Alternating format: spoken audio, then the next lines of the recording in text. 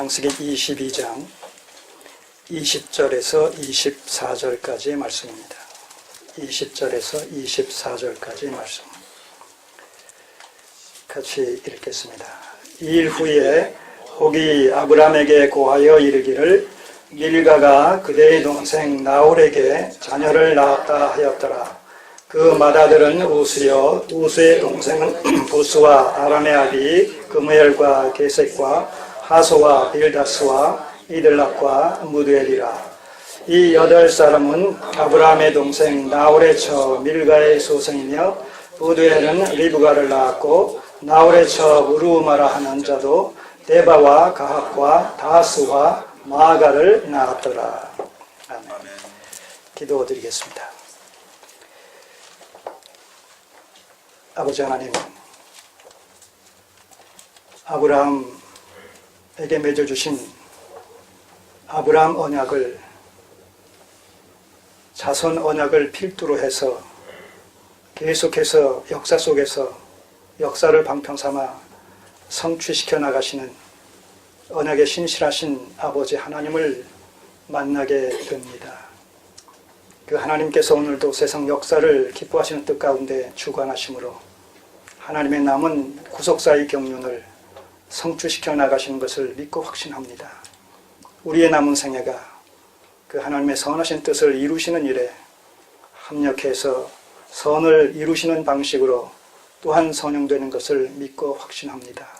오늘도 말씀을 통해서 살아계신 하나님, 역사를 주관하시는 전능하신 하나님이신 사실을 믿고 확신하며 또한 생생하게 전인적으로 만나는 은혜의 시간들이 되게 하여 주시옵소서. 예수님의 이름으로 기도드립니다. 아멘. 오늘 이 본문의 말씀을 중심으로 해서 창세기 36장까지를 전체적으로 조명해 볼 계획입니다. 오늘 설교 말씀의 제목을 그래서 자손 언약의 진전이라는 이런 내용으로 잡아봤습니다. 자손 언약의 진전. 진전이 뭡니까? 점진적으로 이제 발전해 나간다, 그런 의미죠. 다시 말해서 아브람에게 맺어주신 아브람 언약 속에 특별히 자손 언약과 관련해서 하나님께서 역사 속에서 역사의 진행을 따라 그 자손 언약이 역사 속에서 구체적으로 그리고 점진적으로 성취되게끔 기뻐하시는 뜻 가운데 역사해 나가신다라는 그런 의미입니다. 자, 우리는 제일 먼저 지난 주까지를 계기로 해가지고 아브라함의 언약 중에서 특별히 그 자손 언약과 관련되어진 이삭에 대해서, 이삭의 출생에 대해서 살펴봤습니다. 이삭의 출생은 아브라함을 부르셔서 갈대아 우르에서 아브라함을 부르셔서 그들 부부와 아브라함 언약을 맺어 주신 지 몇 년 만에 이루어진 사건입니까? 25년 만에 75세의 아브라함을 부르셔서 언약을 창세기 12장에서 맺어 주셨습니다. 그때로부터 시작해가지고 25년이 지난 아브라함이 100세요. 우리가 사라를 일컬어서 90세 이렇게 이제 얘기를 합니다. 90세와 100세 된 노 부부에게서 이삭이라는 언약의 자손을 허락하셨습니다. 자연적으로 본다면 100세의 아브라함과 90세의 이 사라 사이에 아이를 출산할 수 있다는 것은 절대 불가능하죠. 자, 그런 의미에서 처음부터 하나님께서 아이를 잉태할 수 없는 불임녀 사라와 아브라함 부부를 불러서 약속을 맺어주시고 자손 언약을 맺어주셨다는 사실은 그것은 처음부터 하나님께서 주도적으로 기뻐하시는 뜻 가운데 역사에 나갈 것이다 라는 사실이 전제되어 있었던 것이죠.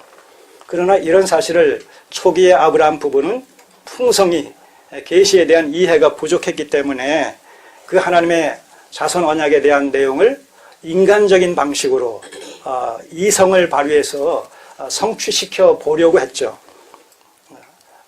어떻게 보면 하나님의 약속의 말씀을 인간에 의해서 인간의 방식으로 성취시켜 드리려는 하나님의 뜻을 인간에 의해서 이루어 드리려는 그런 식의 그 접근 방식이었다는 것이죠. 그런 것이 가능합니까? 가능하지 않습니다. 절대 주권자이시며 창조자이신 하나님의 계획하심을 피조물인 유한한 인간의 지혜와 지식과 경험과 능력에 입각해서 의해서 성취시켜 드린다는 사실은 처음부터 언어도단입니다. 불가능한 것이죠. 오히려 하나님께서 그런 계획을 말씀하시고 그 계획을 오히려 인간을 도구로 삼으셔서 하나님께서 기뻐하시는 뜻 가운데 그 역사를 이루어 가시고 그 뜻을 궁극적으로 성취하시는 것이죠. 그래서 우리는 도구로 사용되어질 뿐입니다. 여러분, 우리의 어떤 그 기독교적이고 종교적이고 거룩한 그런 행위가 하나님을 기쁘시게 해드릴 거라고 생각하신다면 그건 오해입니다. 근본적으로 그 죄성이 아직 근절되어지지 않은 우리에게서 나와지는 그 모든 것들은 결코 하나님을 기쁘시게 영원롭게 해드릴 수 없습니다. 늘 말씀드리지만 하나님께서 기뻐하신다, 하나님께서 영광을 받으신다라는 사실은 하나님의 것을 하나님께서 취하는 방식으로 기쁨을 취하시고 영광을 받으시는 것입니다. 그래서 성경의 말씀의 원리를 쫓아 살아가는 삶만이 하나님을 영원롭게 하며 영원토록 그분으로 즐거워하는 삶을 살아가는 것이다 라는 사실을 늘 강조해서 말씀드리는 이유가 거기에 있습니다. 자, 이 이삭, 저들의 힘과 능으로 자연적인 출생의 방식을 통해서는 결코 얻을 수 없었던 이삭을 하나님의 본능과 능력과 방식으로 마침내 때가 참에 이 언약의 자손, 언약의 씨 이삭을 주셨다는 것이죠. 또 이 이삭을 주시는 것도 25년이 찰 때에 그런 말씀을 드렸지만 처음부터 아브라함 부부에게 자손을 주시겠다고 약속하신 그 시점에서 이미 하나님께서는 어느 시점에서 이삭을 주실 것이다 라는 사실이 이미 정해졌다고 해도 과언이 아닌 것입니다. 하나님께서는 그때 상황에 따라서 임기응변식으로 역사에 개입하셔서 하나님의 뜻을 이루어 가시는 것이 아니라 창세전부터 종말에 이르기까지의 전 역사의 과정을 이미 계획하고 계시는 것이죠. 그러니까 우리 입장에서는 내일을 알지 못하지만 하나님께서는 역사의 처음과 나중을 다 아시는 분이시고 아실 뿐만 아니라 그 역사 자체가 하나님의 절대 주권 하에서 관장되어지는 것이기 때문에 그 모든 것을 기뻐하시는 뜻 가운데 주관하시고 섭리에 가신단 말입니다. 그래서 그 모든 것들이 하나님의 그 섭리 안에서 운행되어지고 경영되어지고 이루어지는 것이지 그와 상관없이 피조세계에서 스스로 운행되어지고 경영되어지는 것이란 있을 수 없다는 거예요. 그래서 우리의 신앙이 하나님을 향한 우리의 신앙이 철저히 섭리 의존적인 신앙으로 나타나져야 하는 이유가 거기에 있는 것입니다. 그래서 25년이 참에 마침에 그전에는 어떤 방식으로라도 이 아브라함 부부에 의해서 그 자녀를 얻어보려고 노력했을지라도 그리고 이스마엘이라는 하갈과의 관계를 통해서 얻어진 자녀가 있었을지라도 그것은 하나님께서 아브라함 부부를 통해서 처음부터 주시겠다고 하신 그 약속의 어떤 결과로 말미암아 얻어진 아들이 아니었기 때문에 그 아들은 우리는 육신의 자녀로 그렇게 우리가 치부해버리는 것이죠. 오늘 우리가 살펴보겠습니다만서도 하나님께서 처음부터 약속하셨던 그 약속의 자녀는 이삭이었기 때문에 이스마엘은 하나님의 언약에서 제외되어질 수밖에 없는 이런 사실들을 우리가 살펴보게 됩니다. 자, 25년 만에 이삭을 주셨어요. 성경에서는 하나님께서 하나님의 뜻을 이루어 가실 때에 섭리의 3요소라는 사실을 발견하게 되죠. 그 섭리의 3요소는 처음에 뭐라고요? 때와 시를 쫓아서 하나님께서 역사하신다고 말씀드렸어요. 조금 전에 말씀드렸듯이 임기응변식으로 하나님께서 역사하시지 않습니다. 우리가 빨리 봄이 왔으면 좋겠다라고 해서 봄이 앞당겨 오는 것이 아닙니다. 자연의 법칙도 하나님께서 허락하신 그 만고불변의 어떤 그 질서와 기초 위에서 운행되어지는 것이기 때문에 인위적으로 그것을 바꿀 수가 없는 것이죠. 여름이 싫다고 해서 여름을 건너뛰고 가을이 오는 것이 아닙니다. 봄, 여름, 가을, 겨울은 아마 종말에 이르기까지 창조 시부터 시작해서 종말에 이르기까지 사시의 이 변화 순환이라는 것은 계속 반복이 되어질 겁니다. 자, 그렇게 하나님께서 섭리의 작전 기간이라는 것이 설정되어 있기 때문에 그 때가 찰 때에 이루어진다는 것이지요. 25년 만에. 자, 우리가 이 선지자들이 이스라엘과 이 유다의 패망을 갖다가 예언했을 때 특별히 예레미야 선지자는 뭐라고 얘기합니까? 70년 유다가 바벨론에 의해서 멸망당하고 포로로 잡혀갔다가 70년이 차면 70년이 될 때에 다시 돌아오게 될 것에 대해서 예언하고 있습니다. 그리고 그런 사실은 역사 속에서 그대로 성취가 됐지요. 인간에 의해서 이것이 고무줄처럼 늘려졌다 줄어졌다 하는 것이 아니란 말입니다. 하나님께서 정해놓으신 그것은 어떤 그 힘에 의해서, 피조물의 힘에 의해서, 인위적인 힘에 의해서 좌지우지 될 수가 없는 것이란 말입니다. 정해진 그때 반드시 그렇게 되어지는 것이죠. 자, 우리가 이제 41장에 보게 되면 먼저도 말씀드렸지만 요셉이 감옥에 갇힌 이후에 술 맡은 관원장의 꿈을 해몽해 줬지만 그가 나간 지 몇 년 후에 출감하게 됩니까? 만 2년 후에 이런 표현 41장 1절에 보면 하나님께서 정해놓으신 그 때가 있다는 거예요. 이 세상 역사를 주관해 가실 때 기뻐하시는 뜻 가운데 계획 가운데서 그렇게 섭리해 가시기 때문에 말하자면 이 우주 만물에 대한 하나님의 시간표가 타임테이블이 있다는 거예요. 거기에 입각해서 하나님께서는 세상 역사를 주관해 가신단 말입니다. 그럼 시작이 있으면 끝이 있겠습니까? 없겠습니까? 그렇기 때문에 이 세상 역사는 그 끝을 향하여 오늘도 또 하루가 지난 이런 상황에 우리가 처해 있는 것이죠. 그 날과 시는 모르지만 그때는 모르지만 하나님의 계획 속에서 우리는 하루하루 그날을 향하여 나아가고 있단 말입니다. 자, 하나님께서 창세기 15장에 횃불 언약식을 체결해 주시면서 아브라함에게 그 자손 언약과 땅 언약에 대해서 구체적인 이런 그 약속의 내용을 말씀해 주십니다. 그때 뭐라고 말씀하십니까? 너의 후손이 이방에 객이 되었다가 4대 만에 다시 이 땅으로 돌아올 것에 대해서 약속을 하시는데 출애굽기 12장에 보시면 430년이 마치는 그날에 하나님께서 이스라엘 백성들을 애굽으로부터 구출해 내셨다 이렇게 말씀하고 있습니다. 여호와의 군대가 구출되었다. 여호와의 왜 군대라고 얘기한다고 말씀드렸습니까? 430년 동안 종살이 하던 이스라엘 백성들이 이제 모세의 영도하에 하나님께서 애굽으로부터 구출해 내셨을 때 그 이스라엘 백성들의 정체성을 향하여 여호와의 군대가 430년이 마치는 그날에 애굽에서 나왔다 이렇게 말씀하고 있단 말입니다. 왜 여호와의 군대라고요? 노예 집단의 방불한 그들을 일컬어서 왜 여호와의 군대라고 말씀하셨다고요? 기록했다고요? 그 출애굽 사건은 아브라함 언약의 자손 언약의 성취라는 성격을 띠고 있는데 그 자손 언약의 성취는 그 다음에 무슨 언약의 성취를 향하여 나아가게끔 되어 있습니까? 땅 언약의 성취. 땅 언약의 성취는 어디에서 이루어질 겁니까? 가나안 땅에서. 가나안 땅에는 이미 그 원주민들이 있습니다. 그렇기 때문에 그 땅을 차지하기 위해서는 불가피하게 어떤 방법을 강구하지 않으면 안 됩니까? 전쟁의 방식을 통해서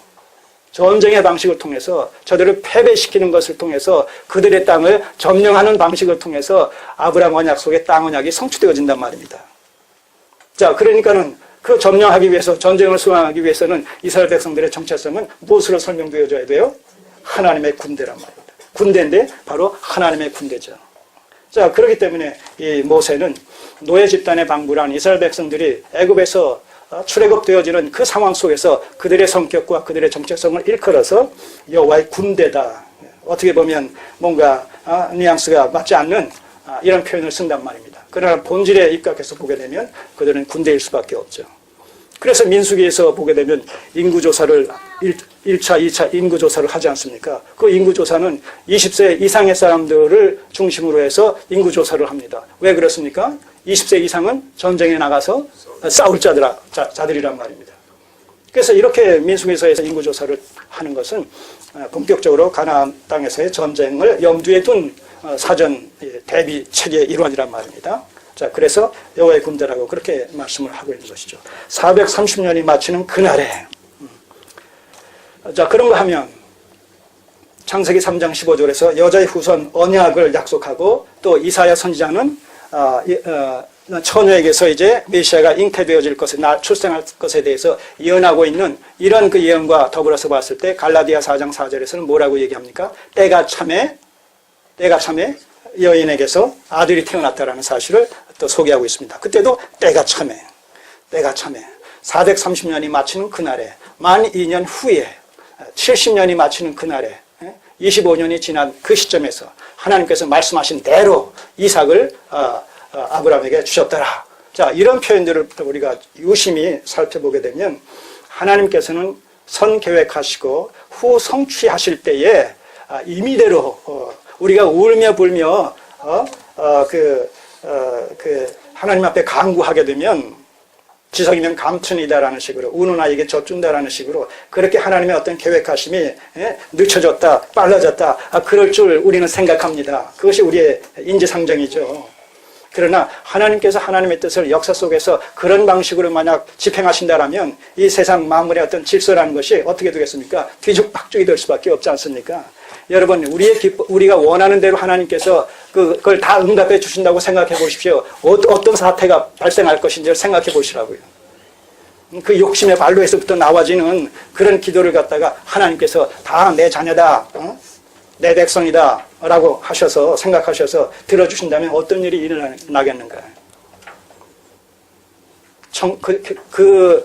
현실은 천국이 아니라 아마 지옥이 될 겁니다. 서로 욕심의 발로로 말미암아 약이 되어지는 그 현상을 한번 생각해 보세요. 천국의 모습일까? 지옥의 모습일까요?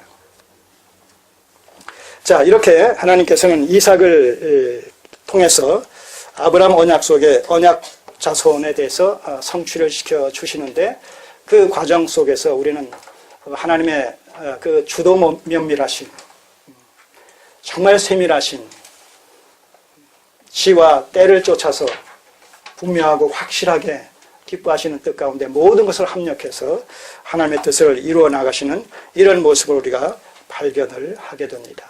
그리고 그러한 섭리의 원리는 또 그러한 그 섭리의 방식은 오늘날도 동일하게 그렇게 적용되어지고 그렇게 시행되어진다는 것이죠.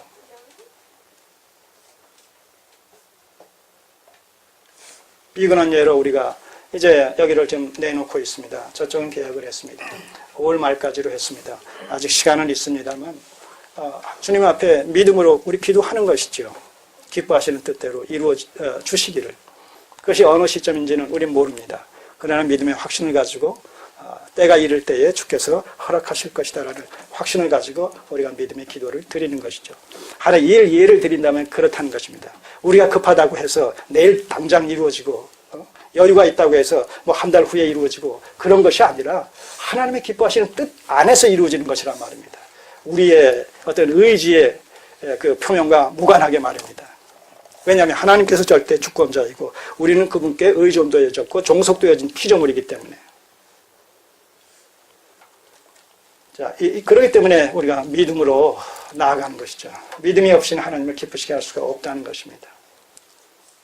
그리스도인들이 하나님을 향하여 하나님을 기쁘시게 영화롭게 해드릴 수 있는 최선의 방책이 뭐냐?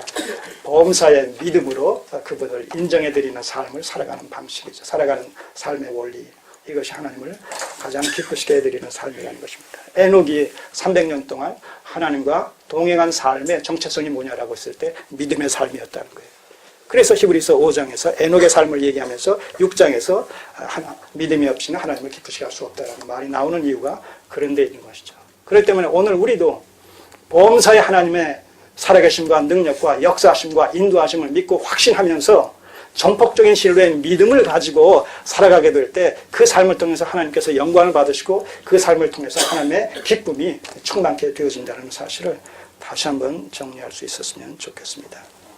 자, 이제 이삭이 태어났습니다.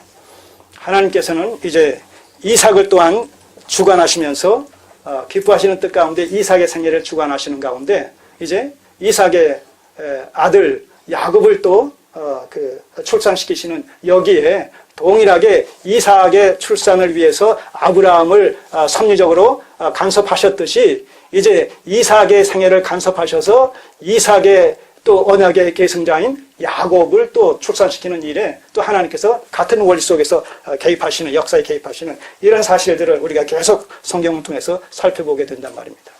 자, 이렇게 성경은 관통하는, 창세기부터 계시록까지 관통하는 하나의 그 길이 있단 말입니다. 그 길이 뭐예요? 언약, 구속사라는 거예요. 그리고 그 구속사를 푸는 열쇠가 뭐라고요? 언약이라는 것입니다. 그래서 언약적 구속 사관으로 성경을 보게 되면 창세기 1장부터 계시록 21장, 22장까지 이런 내용 속에 뻗어 있는 이런 그 계시의 길을, 관통하는 계시의 길을 보게 되는 것이죠. 그리고 그 길을 볼 수 있는 눈이 열리게 되는 것이죠. 자, 그렇게 해서 하나님의 마음의 중심을 바르게 꿰뚫어 보면서 통찰하면서 하나님의 계시서인 성경을 바르게 해석하게 될 때 그 바르게 해석된 그 터 위에서 바른 신앙관을 정립할 수 있게 되는 것이죠. 오해하게 되면 그 오해에 근거한 신앙관이 성립되는 거예요. 그럴 때 그 신앙관은 일컬어서 뭐라고 얘기할 수 있겠어요? 이단적인 신앙이 되는 거예요. 말씀을 바르게 해석하지 않은 데서부터 비롯되어진 왜곡되어진 신앙관이 뭐냐? 그것이 이단적인 신앙이라는 거예요. 다른 게 아니에요. 그러니까 우리가 제도권 안에서도 제도권 밖에 있는 사람을 우리가 이단으로 일반적으로 얘기하는데 제도권 안에 있는 사람이라 할지라도 성경에 대한 바른 해석적 관점을 갖지 못한 가운데서 거기에 신앙관을 정립하고 있다라면 그 사람은 어떻게 보면 공인된 이단적 신앙관을 갖고 있는 사람이다. 이렇게 얘기할 수도 있다는 거예요.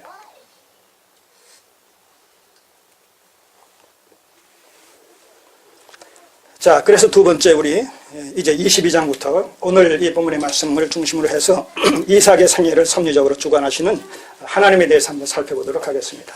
자, 오늘 읽은 본문은 이 일 후에 어떤 사람이 혹이 아브라함에게 고하여 이르기를 이렇게 시작됩니다. 자, 이 일 후에라는 얘기는 어떤 일 후에겠습니까? 문맥 속에서 가까운 문맥과 연결시키면 22장의 이 이삭의 번제 사건 이후에 그렇게 되겠죠? 예.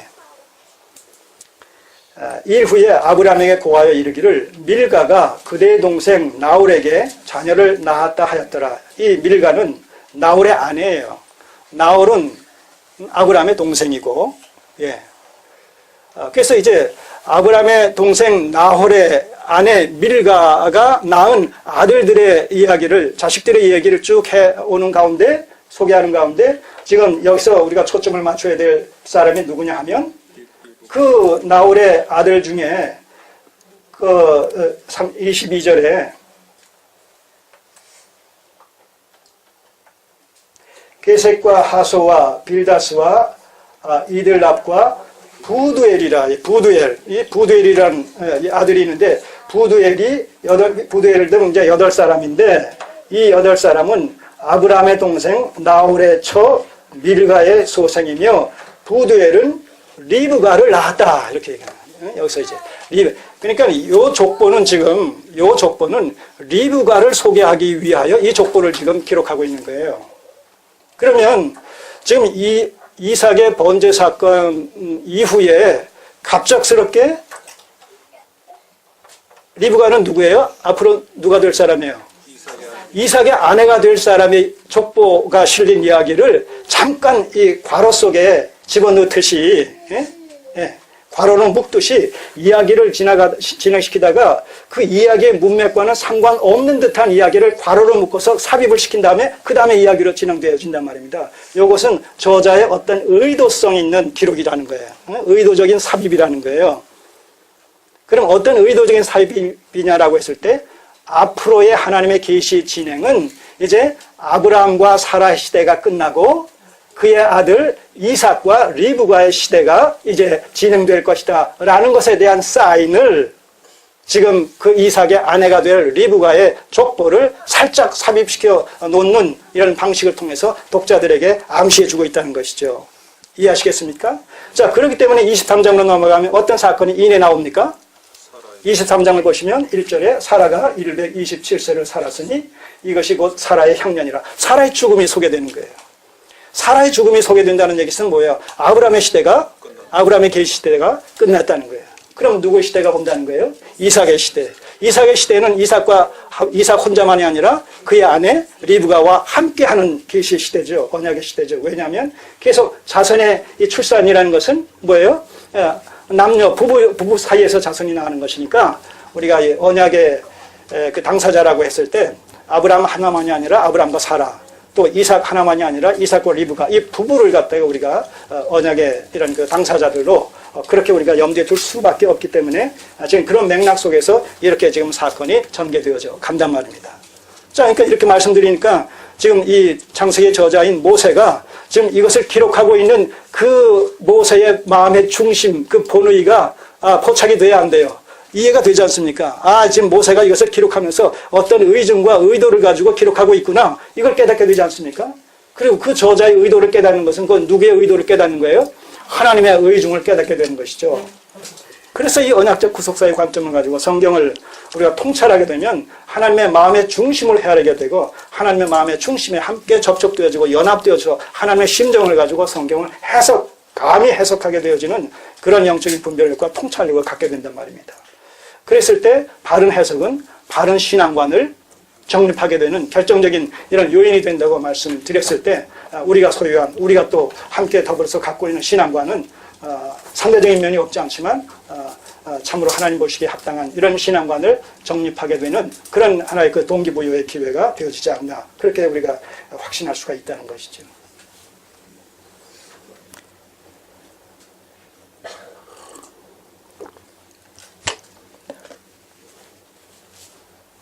자, 이제 사례가 죽습니다. 그러자 아브라함은 어떤 행동을 취합니까? 사라의 매장지를 매입합니다. 그들이 함께 살고 있었던 그 지역 원주민들 해쪽 속이 차지하고 있는 그러한 그 8절을 보세요. 7절을 보시면 아브라함이 일어나 그 땅 거민 해쪽 속을 향하여 몸을 굽히고 그들에게 말하여 가로되 나로 나의 죽은 자를 내어 장사하게 하는 일이 당신들의 뜻일진데 내 말을 듣고 나를 위하여 소알의 아들 에브론에게 구하여 그로 그 밭머리에 있는 막벨라 구를 내게 주게 하되 준가를 받고 그 구를 내어 그 값을 치르고 그 구를 내게 주어 당신들 중에 내 소유 매장지가 되게 하기를 원하노라. 자, 그 시대적 상황 속에서 아브라함은 상당히 유력한 자로서 지금 그 가나안에 머물고 있어요. 우리가 앞에서도 14장에서도 쭉 보지 않았어요? 그 전쟁에서 승리하고 막 이런 것을 통해 가지고 어느 정도 유력한 자, 이름이 있는 이런 유력한 자의 신분을 가지고 사는데 그 정도라면 원주민들 입장에서 얼마든지 그냥 무료로 서비스할 수 있는 그런 상황도 없지 않다는 것입니다. 그러니까 여기서 이렇게 이제 아브라함이 흥정을 할 때, 당신과 나 사이에 무슨 그 교계를 할 것이냐, 무슨 그 셈을 치르면서 주고받고 할 것이냐, 그냥 드리겠다, 이런 얘기를 이제 하기도 합니다. 자, 14절을 보시면, 에브론이 아브라함에게 대답하여 가로되, 내 주여, 내게 들으소서, 땅값은 은 400세겔이나 나와 당신 사이에 어찌 교계하리이까? 계산하겠느냐 하는 얘기죠. 당신의 죽은 자를 장사하소서. 자, 이럴 정도로 서로의 관계가 돈독했고 그 지역사회 속에서 아브라함의 위치가 권고한 이런 그 상황이었다는 것입니다. 그러나 그 이후에 쭉 보시게 되면 끝까지 아브라함은 거절하죠. 거절하면서 결국은 은 400세겔을 지불하고 그 땅을 정식으로 매입하면서 그때 그 주변에 있던 사람들을 하나의 증인으로 세워서 객관적으로 공정하게 그 땅을 매입합니다. 막벨라 굴이 있는 그 장사 지로서, 매입지로서. 자, 그러면 왜 그냥 주겠다는데도 불구하고 아브라함은 굳이 또 돈을 지불하면서 이것을 살 뿐만 아니라 주변에 많은 사람들을 하나의 증인 세워서 그것을 아브라함의 소유가 된 사실을 확증시키느냐라고 했을 때 아브라함은 언약적 관점에서 지금 사는 거예요. 다시 말해서 이제 그 아브라함의 후손들이 이방의 객이 되었다가 4대 만에 돌아올 것이다. 그 약속이 성취되어지기까지는 먼 훗날이 되어질 거란 말입니다. 먼 훗날이 되어지는데 그 먼 훗날 수백 년이 지난 그 후에 이 가나안 땅을 하나님께서 주신 것이다라는 사실에 대한 물증이 필요할 것이다라는 것을 내다보는 거예요. 후손들도 마찬가지고 또 가나안 원주민도 마찬가지고 전혀 증거가 없다라면 그 400년 후에 후손들이 가나안 땅이 하나님께서 우리에게 주신 약속의 땅이다라는 사실을 무엇으로 증명을 삼을 것이냐 하는 얘기죠. 또 가나안 족속들은 이것이 어떻게 너희 땅이냐, 하나님이 주셨다고 그러냐, 우리 조상 대대로 여기서 살아왔는데 이렇게 또 얘기할 수도 있는 것 아니겠습니까? 자, 이런 것을 아브라함은 내다보고 하나님의 그 언약적 관점에서 미래를 통찰하고 전망하면서 그 물증을 확고하게 그 증거로 남기기 위해서 돈을 주고 증인을 세워서 그 막벨라 굴을 매장지로, 또 굴이 있는 그 밭까지 포함해가지고 사들이는 것이죠. 그렇기 때문에 이것은 이제 뭐가 되겠어요? 시간이 흘러갈지라도 과거에 그 아브람이라는 이런 이스라엘 백성들의 조상이 은 400개를 주고 400세기를 주고 이 땅을 샀기 때문에 이 땅은 바로 그의 땅이요 그들의 후손의 그 땅이다. 그리고 그것이 의미하는 바는 하나님께서 그와 같은 방식으로 이 땅을 약속 땅으로 그렇게 주셨다는 사실에 대한 하나의 만증이다. 이런 사실들이 분명하고 확실하게 그렇게 하는 증거로 남을 거란 말입니다. 이 언약적 통찰력, 이걸 우리가 그 신학적인 표현을 쓴다면 계시의존 사색신앙관이라는 것이죠. 자, 이런 것들이, 이런 그 아브라함의 통찰력이 이삭의 번제 사건을 번제를 드리라고 했을 때에 하나님의 마음의 중심을 헤아렸던 부활신앙관을 확립해서 이삭을 기꺼이 번제로 드릴 수 있었던 아브라함의 결단의 근거가 뭐냐라면 바로 언약적 통찰력이란 말입니다. 그러니까 오늘 우리도 현실을 살아가고 하나님을 신앙할 때에 어떤 신앙관이 요구되느냐라고 했을 때 철저히 하나님의 말씀을 의존하는 이런 언약신앙관, 하나님의 약속의 말씀이 곧 언약 아니겠습니까? 그 언약을 전폭적으로 신뢰하는, 생명을 투자해서 그 언약의 말씀의 성취를 확고부동하게 믿고 의지하며 거기에 입각해서 살아가는 언약신앙관의 확립이 이토록 중요한 것이다 하는 얘기죠. 사실 우리는 성경을 통해서 하나님께서 약속하신 이 약속의 말씀을 눈으로 본 것도 아니고 손으로 만진 것도 아닙니다. 직접 육성으로 들은 것도 아닙니다. 많은 사람들이 그러기 때문에 못 믿을 거라고 얘기합니다. 그런데 우리에게는 그 못 믿을 수밖에 없는 인간의 이런 오성을 가지고 감각을 가지고 느끼고 또 깨닫고 깨닫지 못할 이런 사실들을 어떤 방식을 통해서 우리는 그것을 실제적이고 사실인 것으로 그렇게 우리가 수납할 수가 있겠습니까? 믿음의 방식을 통해서란 말입니다. 믿음의 방식을 통해서. 그러나 믿음이 없이는 우리가 이 세상이 하나님의 말씀으로 창조되어진 것도, 믿음이 없이는 그리스도께서 우리의 죄를 대신해서 구속해 십자가에 달려 죽으셨다는 이런 사실도, 누구든지 그 사실을 믿으면 죄사함을 받고 구원받는다, 죽어도 다시 살 수 있는 부활의 새 생명의 능력을 소유하게 된다, 보이지 않는 하나님의 나라가 보이는 하나님의 나라로 이 땅에 이루어지게 된다, 이런 사실들 어떻게 보면 정말 신화 같은 얘기 아닙니까? 그래서 신화라고까지 또 얘기하는 이런 신학자들도 있습니다만, 그런데 이런 사실들이 우리에게는 아주 생생한 사실로, 그렇게 이루어질 사실로, 미래의 사건, 그러나 분명히 때가 찰 때에 현실화되어질 이런 물리적인 사건, 가시적인 사건으로 확신하게 된단 말입니다. 이 무엇에 근거해서? 믿음의 근거해서. 그래서 그 믿음으로 말미암지 않으면 하나님을 기쁘시게 영원하게 해드릴 것이 아무것도 없다는 거예요.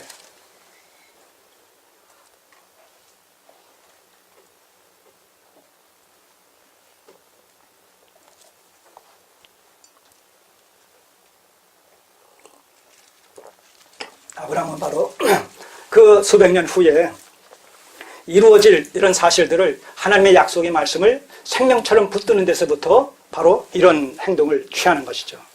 그래서 사라의 매장지를 삼고, 자기도 그렇고 이제 나중에 이삭도 리브가도 다 거기에 묻히지 않습니까? 소위 말하는 선산이 되어지는 거예요. 선영이 되어지는 것이죠. 그런 것들이 이제 후대의 이스라엘 민족들이 출애굽할 때에 바로 출애굽을 해서 가나안 땅에 들어가야 될 하나의 그 명분이 되어지는 것이죠. 구체적인 명분이 되어지는 거예요. 당위가 되어지는 거예요. 필연성이 되어지는 것이죠. 자, 이런 얼마나 이 아브라함의 언약적 통찰력의 깊음을 우리가 여기서 발견하게 되는지요.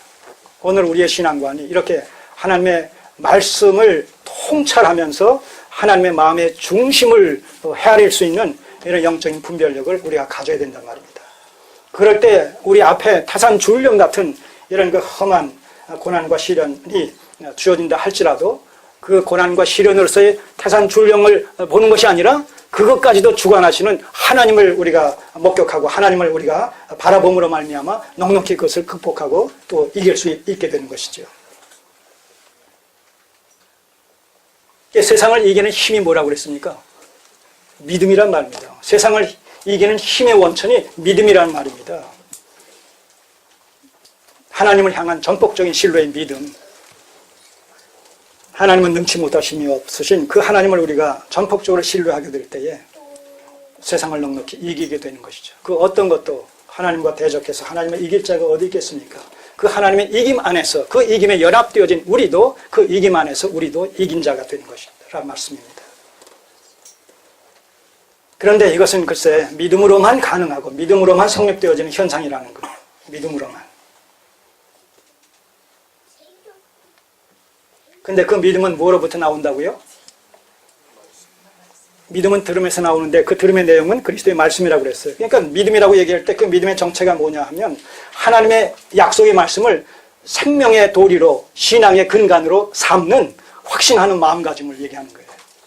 이 하나님의 약속의 말씀을 생명의 도리로 붙잡고 신앙의 근간으로 삼는 여기에 생명을 거는 쉽게 얘기하면 그런 의지의 결단 이것이 믿음이란 말입니다. 끝까지 이 믿음으로 우리가 견제해 나가야 됩니다. 그러나 사단은 그렇게 호락호락 우리가 그 믿음을 견제할 수 있도록 그렇게 내버려 두지 않는다는 거예요. 끊임없이 미혹해 온다는 것이죠. 우리를 시험한다는 거예요.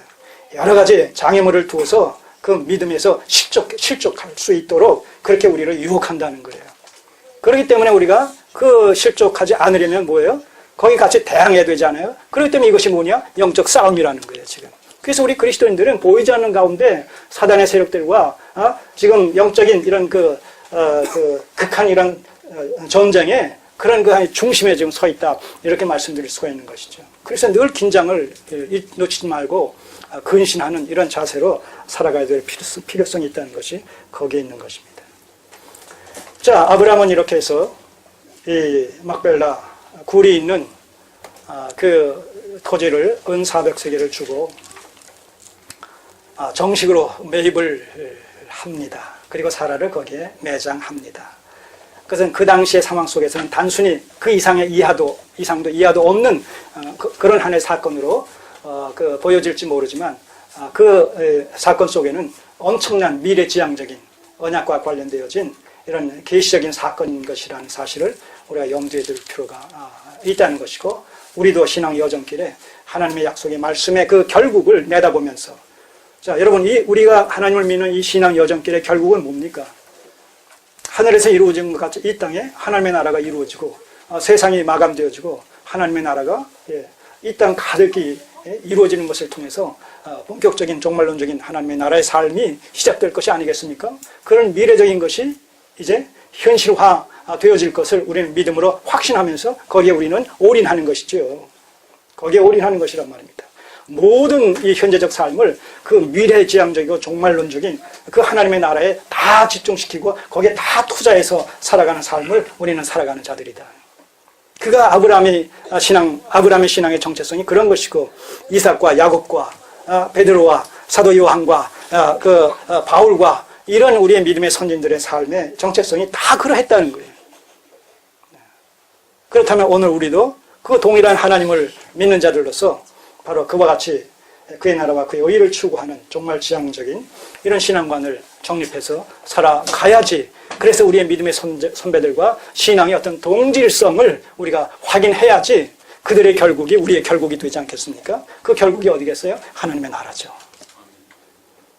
이런 분명하고 확고부동한 미래지향적인 이런 확신을 가지고 오늘 우리가 현실을 살아갈 때에 현실 속에서 어떤 어려움에 우리가 봉착한다 손 칠지라도 우리는 넉넉히 약속의 말씀을 붙들고 믿음의 확신과 인내를 가지고 그것을 극복할 수가 있는 것이란 말입니다. 그래서 신앙생활은 늘 말씀드리잖아요. 이거 관념이 아니에요. 게임이 아니에요. 예, 게임이 아니에요. 우리 그리스도인들, 우리가 기독교 신앙을 갖는다는 것을 어떤 선택, 자유, 이런 관점에서 신앙은 자유다.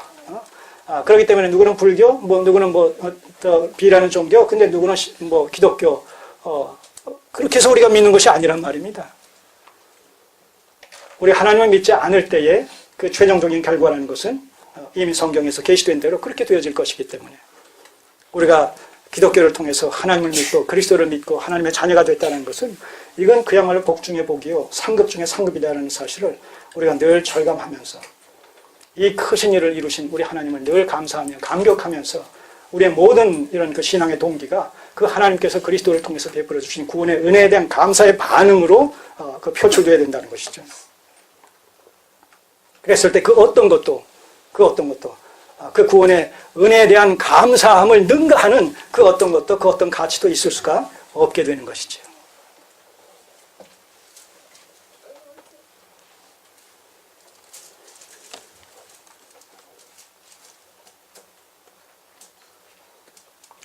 자, 그래서 이제 24장, 25장. 은 이제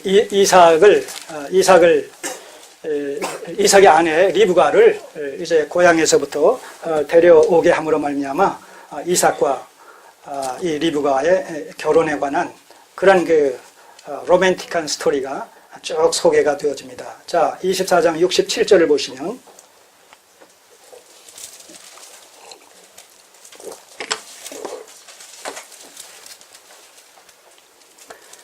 24장 67절을 보시면 이삭이 리브가를 인도하여 모친 사라의 장막으로 드리고 그를 취하여 아내를 삼고 사랑하였으니 이삭이 모친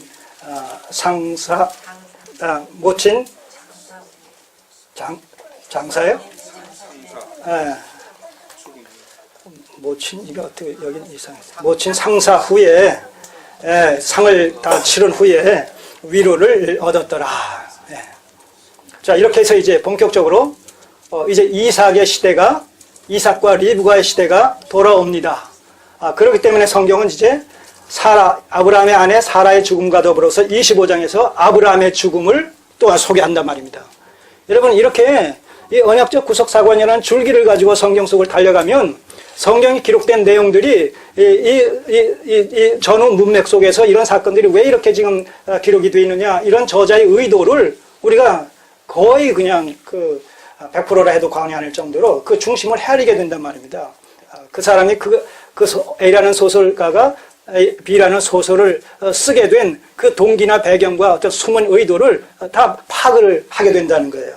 자, 우리가 소설을 읽고도 그 저자의 의도를 알지 못한다면 사실은 그 소설을 헛 읽는 셈이 되지 않습니까? 예. 우리가 성경을 백독을 해도 그 성경의 어떤 스토리를 이해할 망정, 알망정, 그 스토리 속에 담겨진 의미가 뭐냐, 하나님의 의도하심이 뭐냐, 저자의 의중이 뭐냐, 이걸 깨닫지 못한다면 사실은 읽는 것이 수 없죠. 성경이 무엇을 말씀하는지. 말하자면 아브라함이 은 400세겔을 두고 막무가내로 거저 주겠다는 것을 마다하고 돈을 주고 그 땅을 매입해서 사라의 매장지로 삼은 이유가 사라의 매장지로 삼았다. 이건 스토리란 말입니다. 이건 안단 말입니다. 10번, 20번 읽으면. 근데 그러면 그 사건 속에 담겨진 의미가 뭐냐?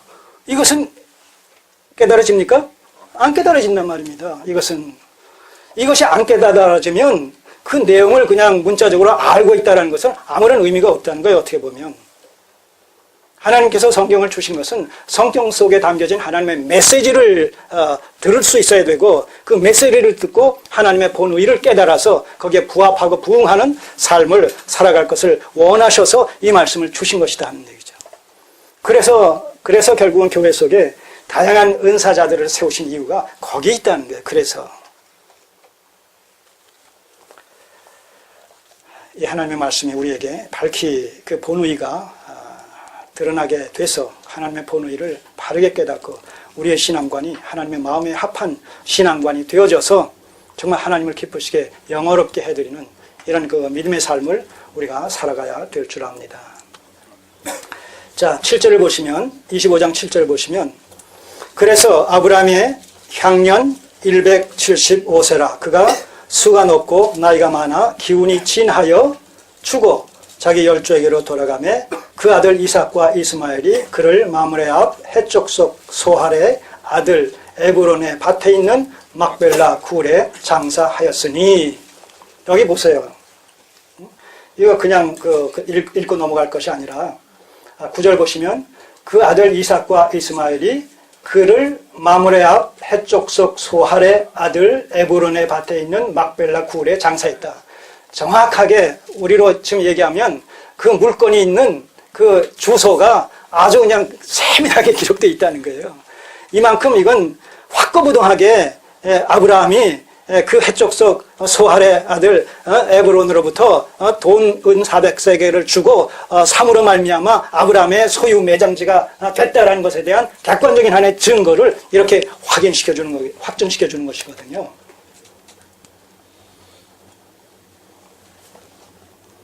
이것이 나중에 얼마나 엄청난 하나의 그 동기부여로 동인으로 작용하는지 몰라요. 후에 가서 이제 야곱이 죽고 요셉이 죽을 때에 그 후손들을 불러내놓고 내가 죽으면 바로 우리의 조상 아브라함이 산 그 매장지 어디의 매장지 거기에 나를 묻어다오 이렇게 얘기한단 말입니다. 하나의 근거가 되어지는 거예요. 그러므로 말미암아 너희들도 때가 될 때에 하나님께서 이 애굽에서 출애굽시키실 텐데 그때 너희들이 가야 될 곳은 바로 그 가나안 땅 거기 그것을 회복해야 된다. 바로 이런 메시지로 연결되어지는 것이죠. 그래서 언약의 끈으로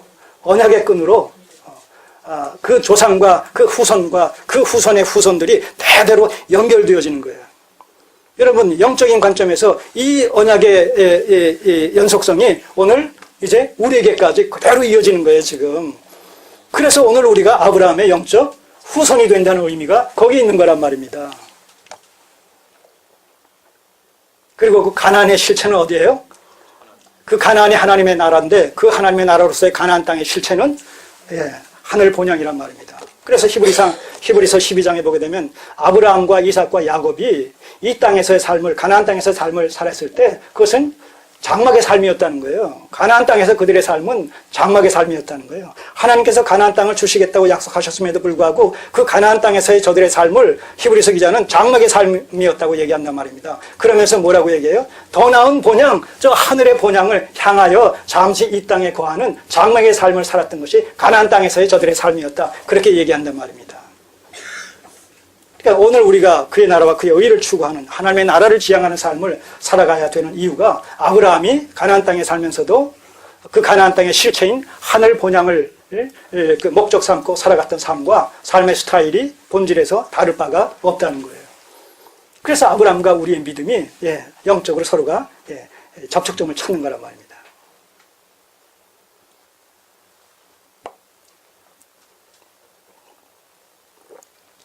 자, 여기서 이제 또 한 가지 저자의 의도를 파악해야 될 그런 그 내용이 나옵니다. 아브라함이 죽습니다. 그 아브라함을 장사 지내는데 누가 지금 여기 동참하고 있어요? 이스마엘과 이삭이 동참합니다. 자, 그런데 보세요. 자, 11절. 아브라함이 죽은 후에 하나님이 그 아들 이삭에게 복을 주셨고 이삭은 부엘라헬로 이 근처에 거하였더라. 여기 보세요. 아브라함이 죽은 후에 하나님이 그 아들 이삭에게 복을 주셨다. 이스마엘에 대해서는 언급을 안 하고 있습니다. 자, 그러면서 12절에서부터 그 18절까지에 이렇게 이스마엘에 대해서 소개가 되는데 사라의 여종 애굽인 하갈이 아브라함에게 낳은 아들 이스마엘의 후예는 이러하고 하면서 이스마엘로부터 그의 후손들이 태어난 이 족보에 대해서 소개를 하는 가운데서 이스마엘의 후예라는 톨레도트라는 이 표현이 여기 또 나옵니다. 자, 그런가 하면 19절에서는 같은 맥락 속에서 아브라함의 아들 이삭의 후예는 이러하니라 하면서 또 이삭에 대해서 후예라는 이런 그 단어를 쓰면서 이삭의 생애에 대해서 지금 언급하기 시작하는 거예요. 그러면 같은 후예라는 같은 족보라는 이런 단어 톨레도트라는 같은 단어를 동시에 쓰는데 이것을 도입하는 과정 속에서 하나님께서 이삭에게 복을 주셨다고 하면서 그런 기록을 통해서 하나님의 관점이 누구에게 지금 쏠리고 있다는 것을 암시하는 거예요. 이삭에게 쏠리고 있다는 거예요. 이걸 전제로 도입시키면서 이스마엘과 이삭의 후예는 이러하니라 라는 이 두 사람에게 후예라는 단어를 쓰면서 동시에 소개를 하는 과정 속에서 저자의 의도는 뭐냐라고 했을 때 이제 아브라함은 죽었고 아브라함을 통해서 약속하셨던 그 언약적 구속사의 진행이라는 것은 이제 아브라함의 참 언약의 자손인 이삭을 통해서 진행될 것이다. 그러니까 반면에 이스마엘은 그 아브라함의 언약으로부터 이제는 제외될 것이다. 이것에 대한 대비란 말입니다. 이게. 자, 그래서 그 이스마엘의 후예에 대해서 쭉 소개하는 가운데 그 17절을 보세요.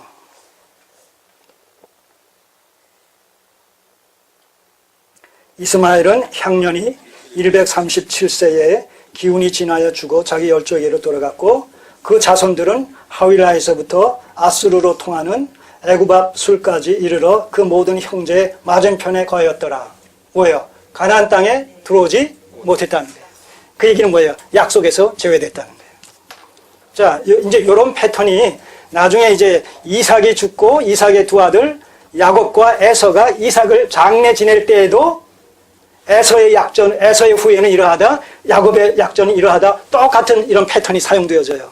그러니까 아브라함이 죽으면서 그의 두 아들을 소개하는 가운데 이스마엘은 제외시키고 이삭을 통해서 아브라함의 언약이 계승되어진다라는 이런 맥락 속에서 이제 구조적으로 소개를 하고 나중에 이제 이삭이 죽을 때도 그의 두 아들이 이삭을 장사 지냈다라고 하면서 그 다음에 에서의 약전과 그 다음에 야곱의 약전 미리 한번 볼까요? 36절을 보세요.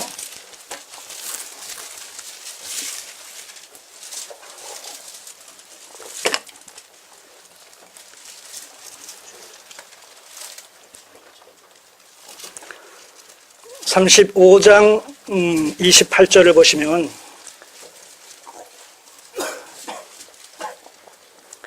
(35장) 28절을 보시면 이삭의 나이 180세라 이삭의 나이 많고 늙어 기운이 지남에 죽어 자기 열조에 돌아가니 그 아들 에서와 야곱이 그를 장사하였더라. 자, 아브라함 죽어 장사 지낼 때 뭐예요? 이스마엘과 이삭 그래 장사 지냈다. 그 똑같은 맥락 속에서 기술을 하고 있어요. 그러면서 36장 넘어가면 뭐예요? 에서 곧 에돔의 대략이 있나라. 이 대략이 바로 후에나 똑같은 의미예요. 톨레도트라는 그런 표현이에요. 그렇게 해서 이 36장 끝까지가 이 에서에 대해서 소개하면서 37장 넘어가시면 야곱이 가나안 땅 곧 그 아비의 우고하던 땅에 거하였으니 야곱의 약전이 이러하니라. 이 약전이라는 것이 톨레도트 후에 대략 똑같은 표현이란 말입니다. 자, 그러니까 결국 이 이삭이 죽음으로 말미암아 이제 두 아들, 쌍둥이 아들 에서와 야곱이 남았는데 어떻다는 얘기예요? 에서는 그 야곱에게 주신 언약의 계보에서 제외되어지고 그 야곱에 이어서 언약의 계승자는 야곱을 통해서 진행될 것이다. 이런 의미란 말입니다. 이게.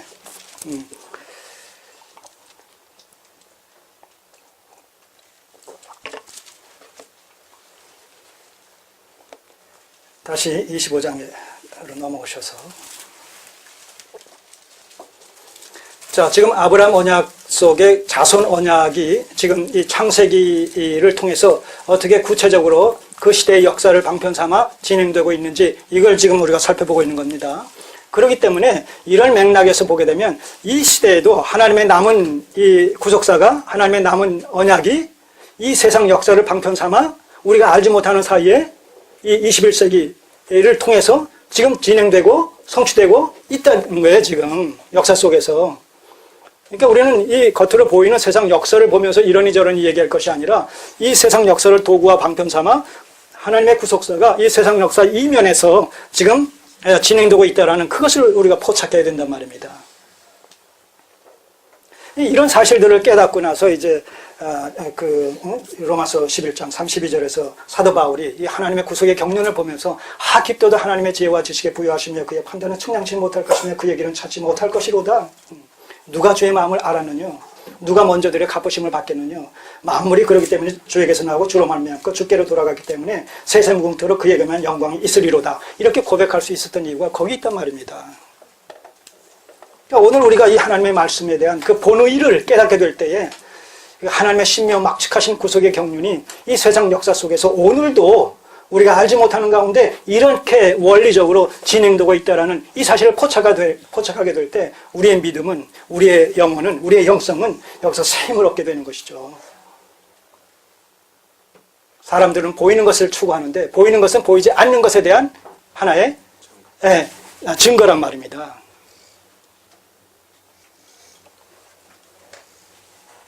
집마다 지은 이가 있으니 만물을 지은 이는 하나님이시다. 그 하나님께서 보이지 않는 가운데 세상 역사를 주관하시면서 구체적으로 종말론적인 하나님의 최종적인 이런 역사를 하늘에서 이루신 것 같이 이 땅에 이루어 가신다는 사실을 우리가 믿음으로 성경을 통해서 생생하게 확신하고 확인하고 거기에 입각해서 우리가 살아가게 될 때에 그 하나님의 나라가 이루어질 때 그 하나님의 말씀의 원리를 쫓아서 살아간 그들이 얼마나 영광을 받겠어요. 또 그들로 인해서 하나님께서 얼마나 영광을 받으시겠어요. 우리에게 만약 그런 날이 불확실하다라면, 그리고 그런 날이 없다라면 고린도전서 15장에서 뭐라고 얘기해요? 우리의 바라는 것이 다만 이생뿐이면 믿는 자들이 어떻다고요? 모든 사람들 중에 가장 불쌍한 자다, 어리석은 자다, 그렇게 얘기하고 있잖아요. 그건 가정법으로 썼어요. 그러니까 그렇다는 거예요? 아니라는 거예요? 그런 일이 있을 수 없다는 거예요. 내세가 있다는 거예요. 그러니까 우리는 불쌍한 자가 아니라 가장 기뻐하는 자, 가장 능력 있는 자, 지혜로운 자, 기뻐할 자라는 것이죠. 확신하십니까? 네. 이 기쁨과 이 희열을 가지고 넉넉히 세상을 이기시자는 거예요.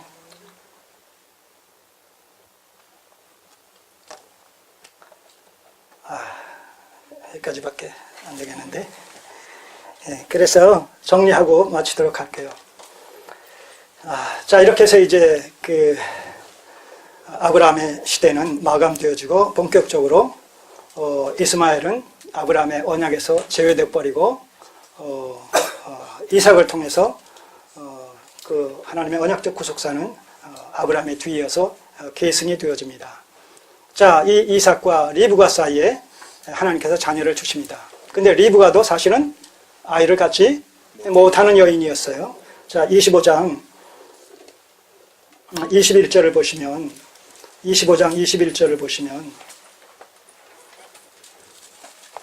이삭이 그 아내가 잉태하지 못함으로 그를 위하여 여호와께 간구하매 여호와께서 그 간구를 들으셨으므로 그 아내 리브가가 잉태하였더니. 자, 이것도 이 사라의 경우와 똑같은 맥락에서 우리가 해석되어지는 거예요. 사실은 리브가가 기도해서 응답된 것이 아니라 기도하도록 표면적으로 보면 기도에 대한 응답이지만 이면적으로 보게 되면 이제 태를 닫으셨다가 때가 참에 그 태를 여셔서 이제 하나님께서 리브가에게 잉태할 수 있도록 그렇게 모든 상황을 선히 인도하셨다. 이렇게 되어지는 것이죠.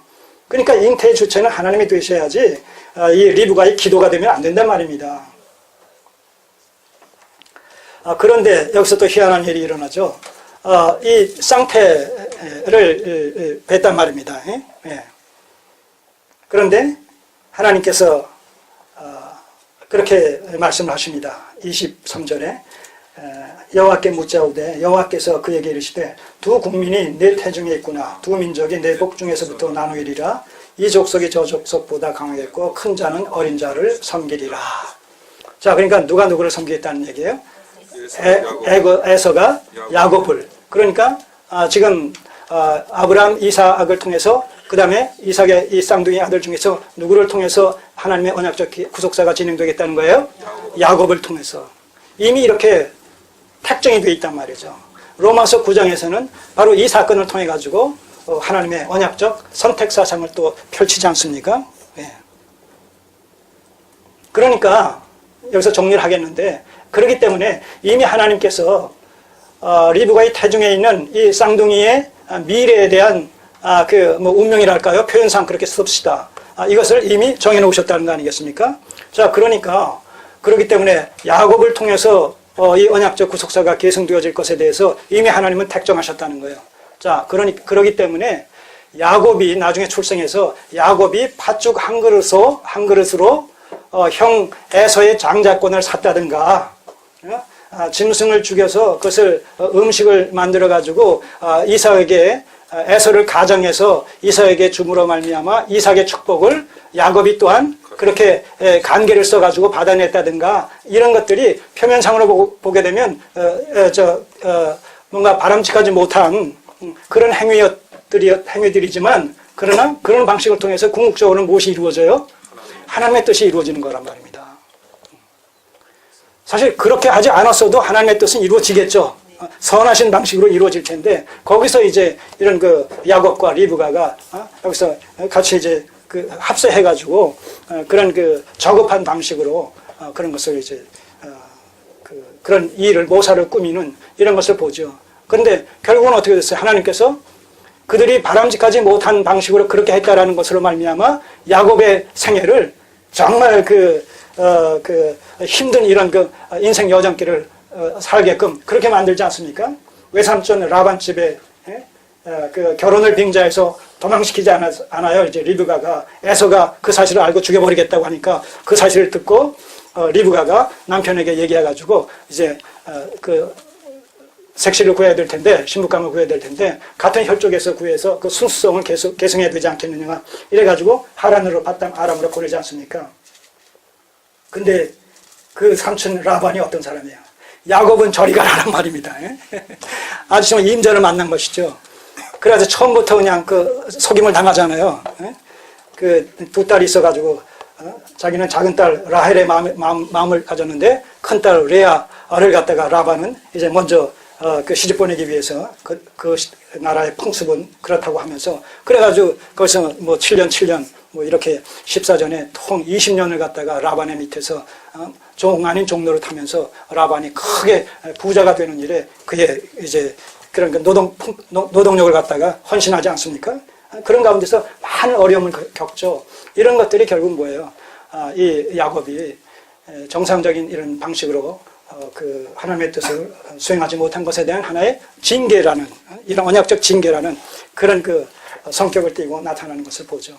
그리고 나중에는 돌아오면서 야복강가에서 그 여호와의 사자를 만나가지고 씨름하는 가운데 여기 뭐예요? 환도뼈가 뭐죠? 이거 대퇴골이라고 그러나?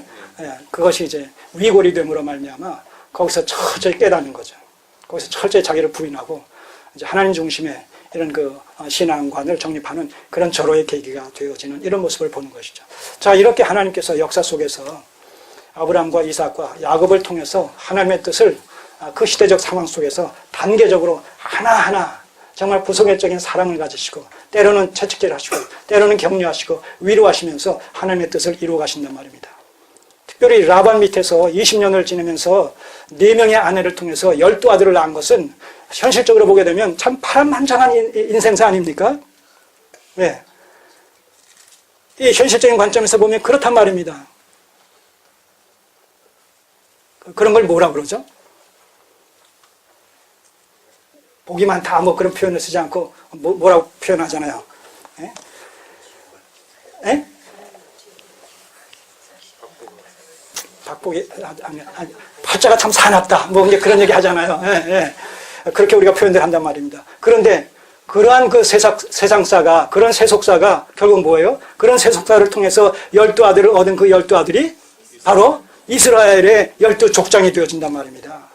여기서 우리는 참으로 우리가 현실 속에서 경험하는 여러 우여곡절의 이런 사건에 대해서 이럴 수가 있을까 저럴 수가 있을까라고 얘기할지 모르겠지만, 하나님은 그 모든 것들을 합력해서 하나님의 선하신 뜻을 이루시는 일에 이 세상사를 다 도구로 사용하신다는 거예요.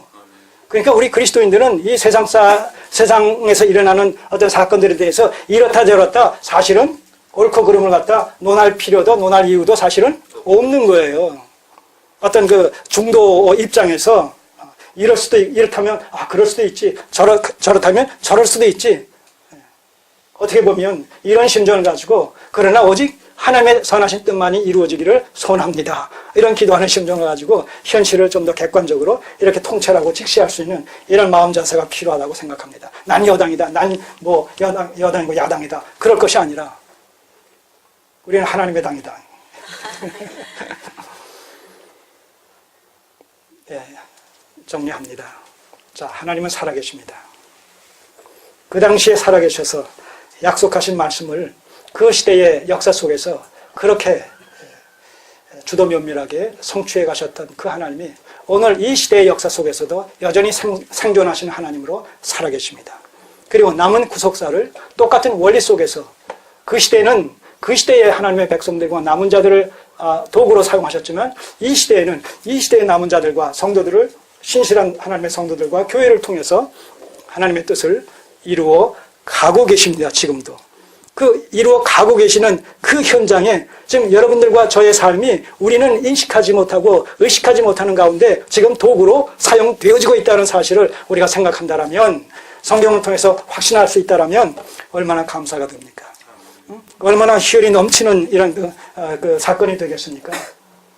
그런 방식으로 하나님은 오늘도 우리와 함께 하시고 생존하신 하나님으로 우리의 삶을 이끄셔서 남은 구속사를 집행해 가시는 일에 오늘도 역사의 주인으로서 활동하고 계시다는 사실을 우리가 전인적으로 믿고 의지하는 가운데 범사의 하나님을 인정하시면서 섭리의 의존적인 신앙관을 날마다 새롭게 깊이 있게 확립해 나가실 수 있는 언약에 신실하신 우리 성도님들 피차에 되시기를 소원합니다. 아멘. 기도드리겠습니다. 아버지 하나님 감사드립니다.